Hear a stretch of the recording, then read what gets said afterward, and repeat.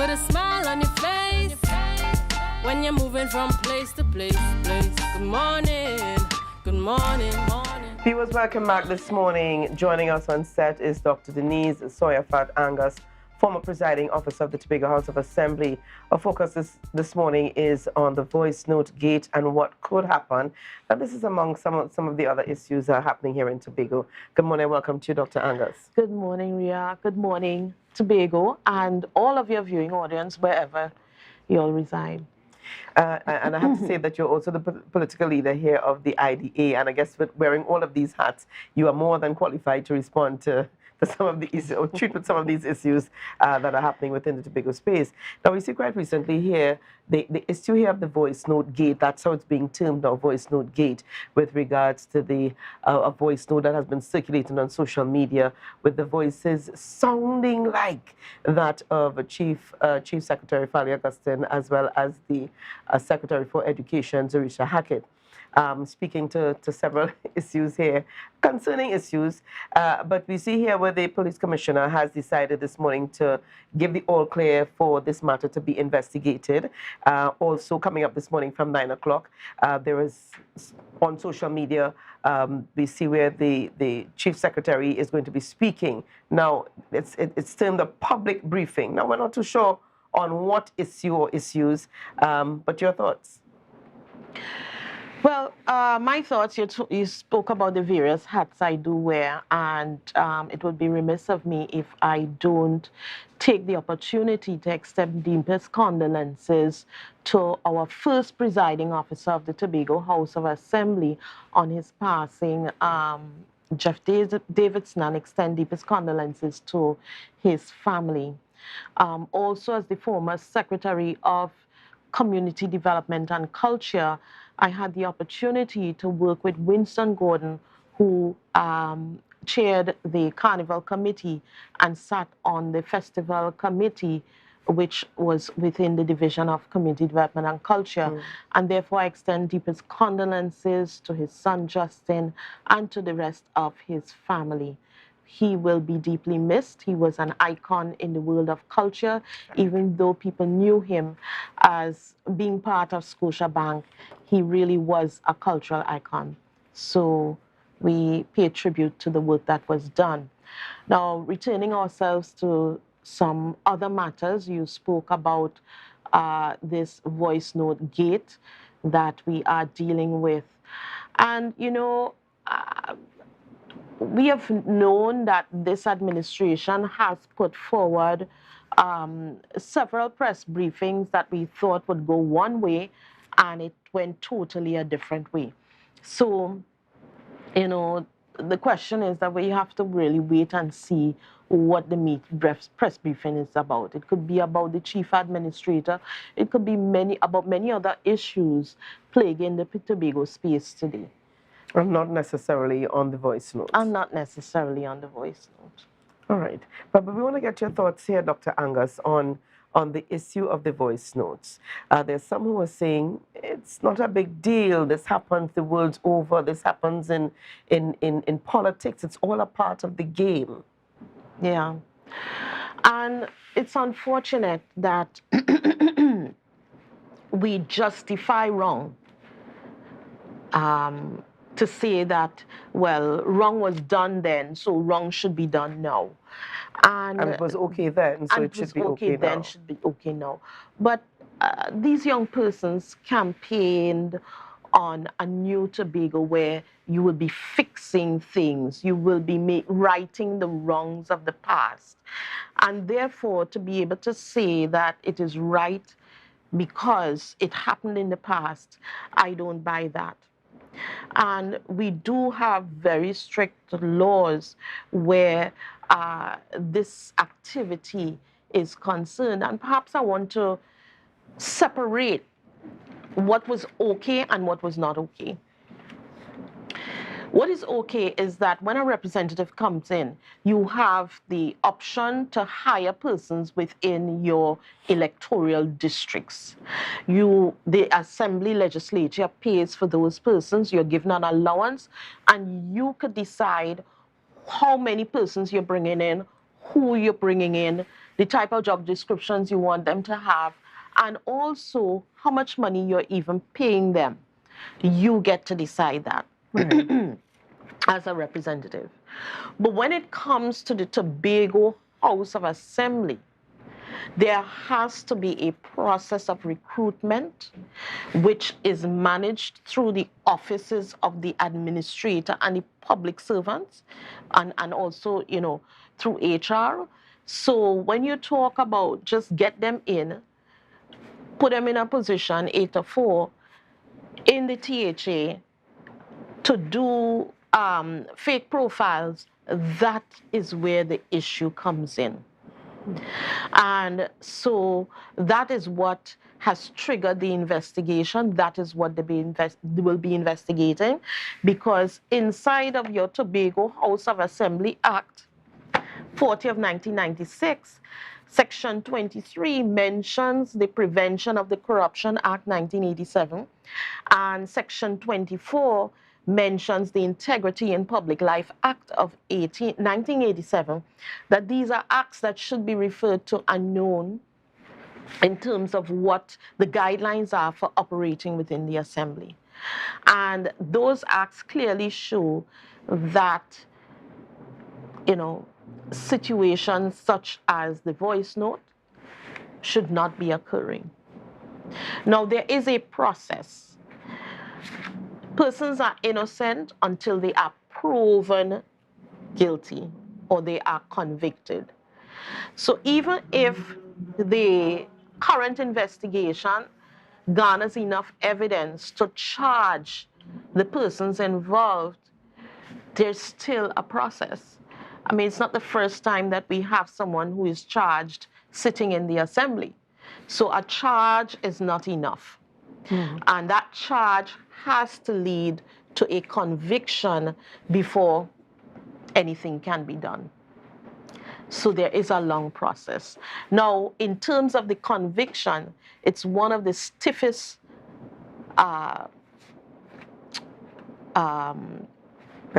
penalties that we have.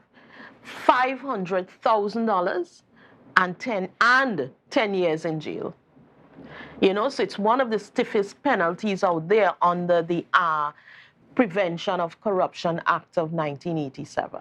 And I guess this is done to send a very strong message. It is done to send a strong message, and also it is important that we know that someone is innocent until proven guilty, even though you are charged. And so there is a process. We don't know how long the process would take, because if the process happens overnight, then you ask yourself, how many other court cases are there that have been ahead of this, that all of a sudden this case jumps ahead? So it's going to be a long while, even if he is charged, and we continue. But Tobago has to ask itself, we've gone through decades now, you know, the neighbor pressuring you, you know, watching your fowl come, and you find the eggs disappearing. The neighbor, you decide, well, okay, let's get rid of the neighbor. We put in our own. You put your own dog inside of there to watch the fowl come. Next thing, the eggs start disappearing from the dog you call ring bang. The neighbor looking over in what you're saying and pressuring you now. Listen, that dog you get worse. The neighbor say, listen, I go bring the dog for you. Neighbor bring the dog. Next thing, zip line, taking all your eggs. Right? You decide you can't handle that, you bring in your own.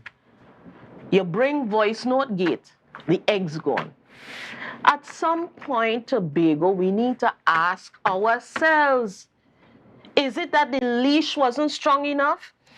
Is it that the door wasn't, you know, secure enough? Is it that where the chickens were fenced were not secure enough?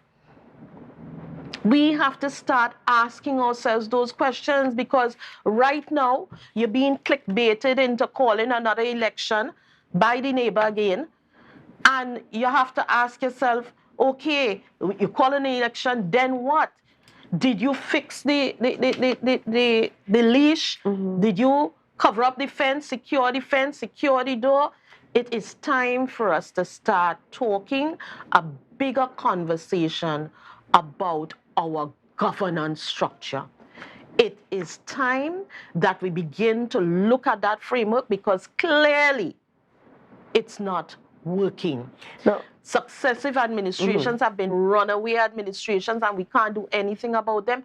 How do you, in this modern world, keep persons, in track before you have to wait to send them to jail?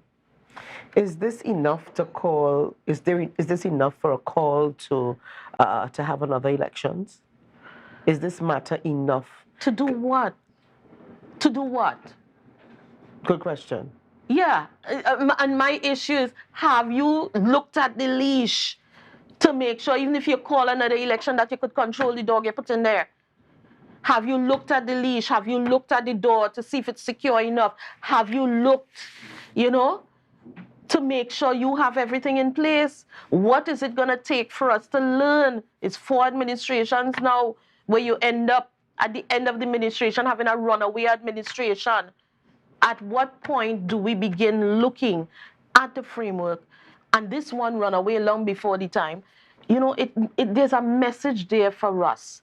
Let us look beyond the bacchanal facing us right now, and the message being sent to us as Tobagonians to begin looking at the framework, having discussions, as to what really works for us. Yes, Everyone talks about the Westminster system. Yes. In the Westminster system, this would have been done, cleaned up, and gone. Move on. Yes. Okay? Because in that system, you have more persons who sit outside of the executive and not beholding to the executive, such that they can make a decision and, if necessary, move the executive and put in a new one, or move the prime minister and put in a new one, as we have seen recently.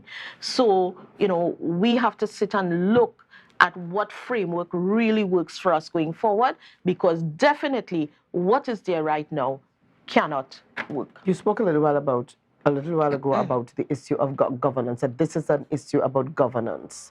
The issue of governance, is it still on the table? Do you see that this issue is still on the table as a priority for this administration? It started off there, and we heard Mr. Watson-Duke speak quite recently on he had a press conference, and a PDP conference, and he spoke to the issue of the administration returning to the mandate of the then PDP that they were a part of.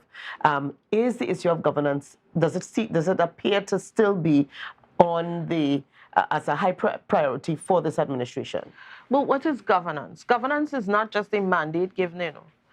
Governance is the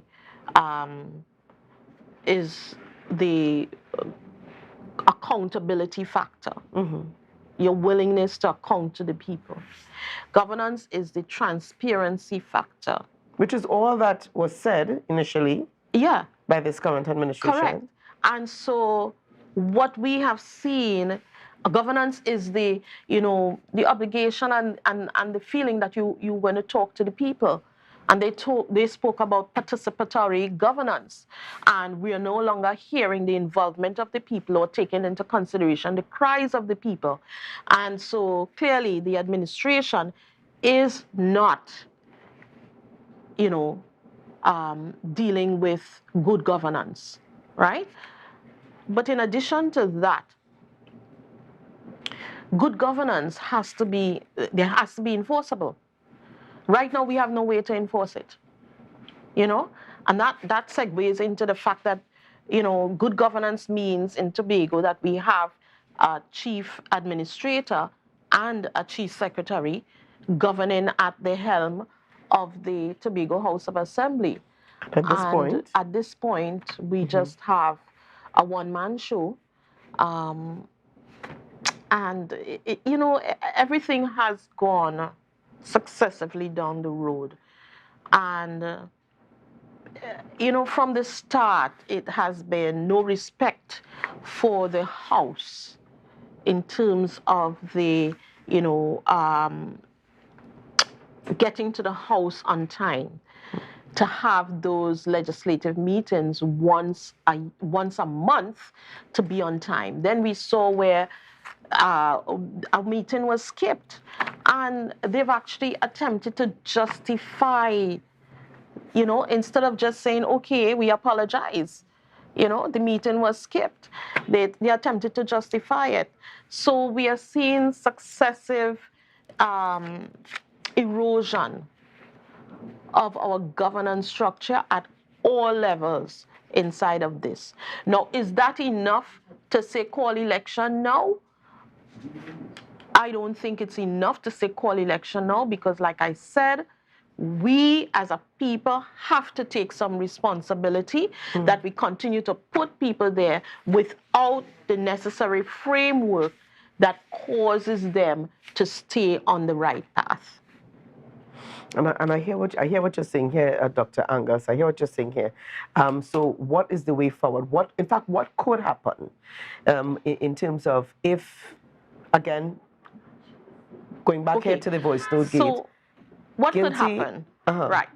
So, what could happen? They are here, and if they are given the okay, they can go into search offices, houses, just about everything. And depending on the evidence they find, they may then refer it that he may be charged if there's enough evidence. If indeed he is charged, it is a charge. He's not convicted. He is innocent until proven guilty. He continues in the assembly. However, if his colleagues determine that it is enough of a distraction, they could ask him to resign.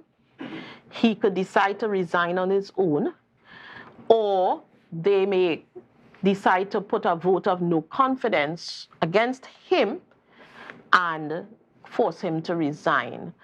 And that is clear that it has to be by resolution in the act, and then within 2 days, once that resolution is passed, within 2 days, he has to demit office. And then that goes to the deputy actually acting as the deputy until the House goes to an election to vote in a new chief secretary at the time, and also, to vote in a new chief secretary. So it's a long process, and I don't see any part of that occurring. I see that they may very well just continue the way that they have been going until the end of the 4 years. At that time, who knows whether the case will be called. But if at any time that case is called, it is $500,000 if he's found guilty, and 10 years in jail, and also never being able to go back for elections again. I see a viewer on the live is saying, where is the autonomy for Tobago? Another viewer said, this is the only thing I agree with, no election. Yeah. No call for an election. And it is an opportunity for us to have the conversations, to begin the conversations about, whether that bill in Parliament that they're trying to force, and this is another opportunity that the neighbor is trying to do, to force that bill in Parliament to trigger new elections, because that is the only way you can trigger new elections without the House dissolving itself. And therefore, we have to ask ourselves as Tobagonians, is that diluted bill that ended up in the Parliament what we want? And therefore, we have to start coming together to have the conversations, to look at it, to say that there has to be something else put in place. And the problem is not just in Tobago. The problem is throughout the country, and even in some other Caribbean islands, because we conveniently took part of the Westminster system that gives us an autocratic type society, and we did not take you know, the full piece of it. It's now time to really look at the whole thing and introduce it such that we truly have democracy in full operation on the island, and as an example to the country and to the rest of the Caribbean. We have the opportunity, Tobago, to do it now, and I'm calling on all of us. Let us begin our consultations now. Let us begin talking to each other. Take off our hats, because at the end of the day, this is about Tobago. Yes. This is no longer about which party, that party, the other party. Yeah? This is about the neighbor house. This is about our house. It is time for us to take a strong look at our house together and make some decisions going forward. We have had way enough examples along the way to get us into that mood right now. Thank you so much, Dr. Angus, for chatting with us on these and other issues. Always a pleasure chatting with you. And viewers, we're going to leave it there for this time. We've got lots more coming up this morning on the Tobago Updates morning show. Coming up, we will be chatting with Ronnie McIntosh, designer, producer of Monkey Business, and Sean Anthony, band leader. So it's coming up just after the break. So share the live, share the live, share the live.